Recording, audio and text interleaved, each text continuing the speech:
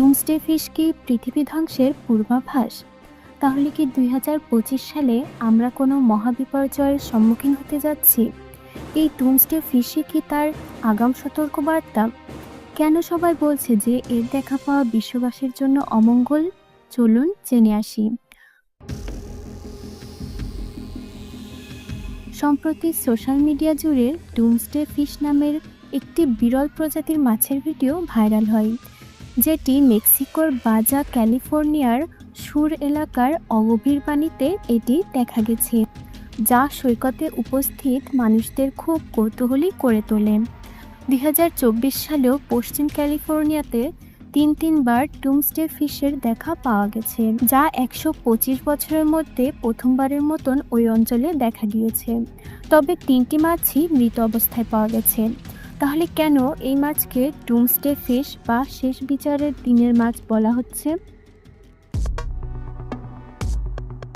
Doomsday ফিশের প্রকৃত নাম হলো ওয়ারফিশ। এটি প্রায় 8 মিটার বা 26 ফুট পর্যন্ত লম্বা হতে পারে। এটি সাধারণত সমুদ্রের মেসোপেলাজিক জোনে বাস করে, যা সমুদ্রের 200 মিটার থেকে 1000 মিটার গভীরতা পর্যন্ত বিস্তৃত।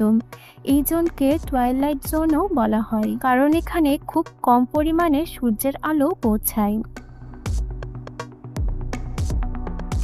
এই মাছ গভীর সমুদ্রে থাকে বলে একে খুব কমই পানির উপরের স্তরে দেখা যায়। যদিও মাঝে মাঝে মৃত বা অসুস্থ অবস্থায় এগুলো পানির উপরে চলে আসে, কিন্তু এই ঘটনা বিরল হওয়ায় সময়ের সাথে এই মাছটিকে নিয়ে অনেক কিংবদন্তি ও লোককথা তৈরি হয়েছে। জাপানি লোককথা অনুসারে এই মাছের তীরে ভেসে আসা ভালো লক্ষণ নয়, কারণ ওয়ারফিশের উপস্থিত আসন্ন দুর্যোগ, বিশেষ করে ভূমিকম্পের পূর্বাভাস হিসেবে বিবেচিত হয়। 2011 সালের সুনামি ও ভূমিকম্পের আগে জাপানের উপকূলে প্রায় 20টি ওয়ারফিশ দেখা গিয়েছিল, যা ওই মাছের সাথে প্রাকৃতিক দুর্যোগের সংযোগের বিষয়টি আরও জনপ্রিয় করে তোলে। জাপানি পুরাণে বলা হয়েছে ওয়ারফিশকে সমুদ্রের দেবতা রিউজিনের সেবকের মধ্যে পড়ে, তাই একে রিউগো নো সুকাই বলা হয়, যার অর্থ messenger from the sea gods palace. ধারণা করা হয় এই মাছগুলো ভূমিকম্পের পূর্বাভাস দিতে সমুদ্র দেবতার প্রাসাদ থেকে পানির উপরের ভাগে উঠে আসে। তাই হঠাৎ করে এই মাছটির দেখা পাওয়া কেউ কেউ বড় কোনো প্রাকৃতিক দুর্যোগের ইঙ্গিত হিসেবে দেখছেন।